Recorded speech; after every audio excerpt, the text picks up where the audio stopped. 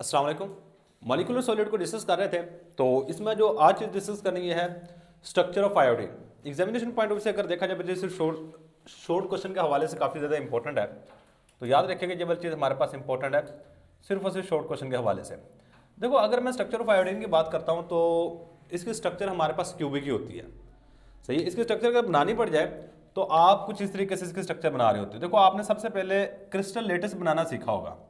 आपने सबसे पहले एक क्रिस्टल लेटिस बनाना है इस तरह का। ये हमारे पास एक क्यूब बन गया। अगर बना सकते हो तो एग्जाम में बना दीजिए, अगर नहीं बना सकते तो अगर टाइम कम है तो बेशक ना बनाइएगा। थोड़ी सी प्रैक्टिस कीजिएगा, आपको स्ट्रक्चर बनानी आ जाएगी। तो सबसे पहले क्या करना है जी, आपने एक बड़ा सा क्यूब बना लेना है। ये मेरे पास एक क्यूब बन गया। क्यूब बनाने के बाद आपका जो सेकंड काम होगा ना, आपने हर एक जगह पे दरमियान ढूंढना है। इस लाइन का दरमियान, इस लाइन का दरमियान, यानी हर एक लाइन का दरमियान ढूंढ के इन सब लाइनों को आपस में मिला देना है। इन सब लाइनों को क्या करोगे, आपस में मिला दोगे। यहां मिला दिए मैंने।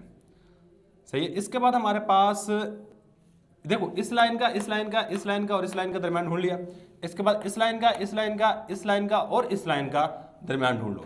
थोड़ा थोड़ा नुक्ता लगा लो ताकि एक अंदाजा रह जाए कि हमने किस चीज़ को किस चीज़ से मिलाना है। सही है। लो जी, ये मैंने इसको इससे यहाँ पे इस तरह मैंने इनको मिला दिया। अब इसके बाद हमारे पास जी ये वाली लाइनें रह गई हैं, 1 2 3 4। इनका भी दरमियान ढूंढो।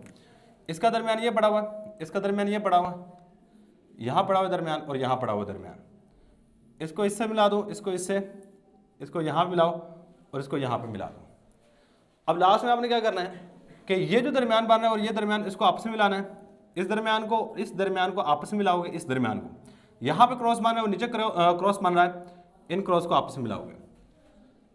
अब ये वाली चीज़ आपके पास बन गई। अब आपने हर एक कोने पे एक एक आयोडीन लगा। लाइट चली गई थी तो उम्मीद है कि सही क्लियर नज़र आ रहा होगा। चलो, हमारे पास ये हमारे पास स्ट्रक्चर ऑफ आयोडीन कुछ इस तरह की होती है। अब आपने करना क्या है कि इसके हर एक कोने पे एक एक आयोडीन, देखो आयोडीन होता है I2 की फॉर्म में, याद रखिएगा। डायटोमिक स्टेट में पाया जाता है, यानी कि दो आयोडीन के एटम आपस में मिलते हैं, मिलने के बाद आयोडीन बना देते हैं। और याद रखिएगा, आयोडीन सॉलिड फॉर्म में होता है। किस फॉर्म में होता है? सॉलिड फॉर्म में। अब आपने करना क्या है कि हर एक कोने पे, जहां जहां पे आपको कोना नजर आ रहा है, आपने हर एक कोने पे एक एक आयोडीन मॉलिक्यूल लगाना है। सही है। मैं यहाँ पे आयोडीन मॉलिक्यूल लगाऊंगा, यहाँ पे लगाऊंगा, दो दो लगाने। क्यों? क्योंकि आयोडीन हमेशा पाया जाता है I2 की फॉर्म में। किस फॉर्म में पाया जाता है? I2 की फॉर्म में पाया जाता है। आपने यहाँ पे हर जगह पे एक एक आयोडीन इस तरह लगा देना है। लो जी, इसके बाद यहाँ पे ये कोना पड़ा हुआ है, यहाँ पे जितने भी आपको इस तरह कोने नजर आए ना, तो आपने हर एक कोने पे एक एक आयोडीन का मॉलिक्यूल लगा देना होता है। भाई ये बात आपने याद रखनी है। ये मैंने यहाँ पे आयोडीन के मॉलिक्यूल लगा दिया और असल में हमारे पास आयोडीन की स्ट्रक्चर इस तरह की होती है। तो याद रखिएगा, आयोडीन एग्जिस्ट आयोडीन एग्जिस्ट कर रही होती है इन डायटोमिक स्टेट।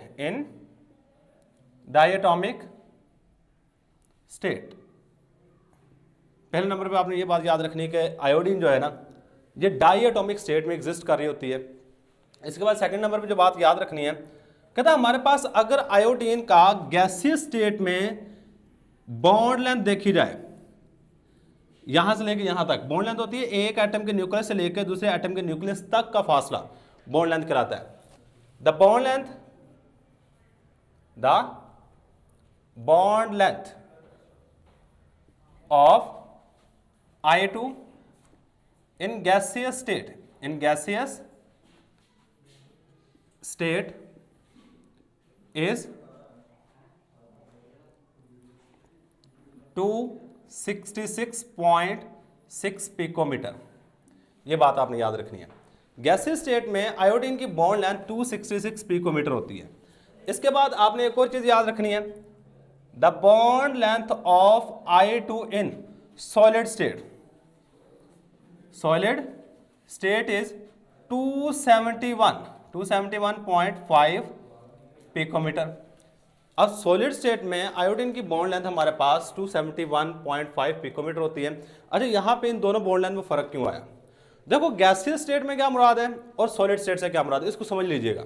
अब इन दोनों में बॉन्ड लेंथ डिफरेंट क्यों आ रही है? देखो, अगर तो हमारे पास कोई चीज गैसीय स्टेट में होती है, मतलब उसके एक मॉलिक्यूल, ये पड़ा हुआ है ना हवा के अंदर, एक मॉलिक्यूल का दूसरे मॉलिक्यूल से बहुत ज्यादा फासला होता है। ये बात आपने याद रखनी। क्या होता है?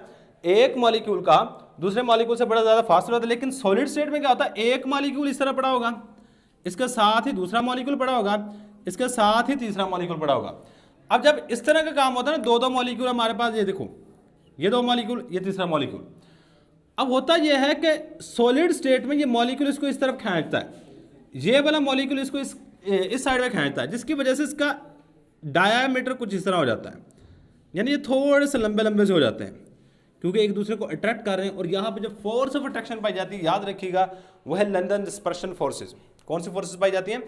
जब ये इस तरह थोड़े थोड़े लंबे होते हैं ना, देखो गैसीय स्टेट में इनका साइज इस तरह होता है, जबकि सॉलिड स्टेट में इनका साइज कुछ इस तरह हो जाता है, क्योंकि इस साइड से भी एक सॉलिड का एटम खींच रहा होता है, एक एटम उस साइड से भी खींच रहा होता है, जिसकी वजह से दरमियान में जो बॉन्ड लेंथ है वो बढ़ जाती है, जबकि यहाँ पे बॉन्ड लेंथ क्या रहती है?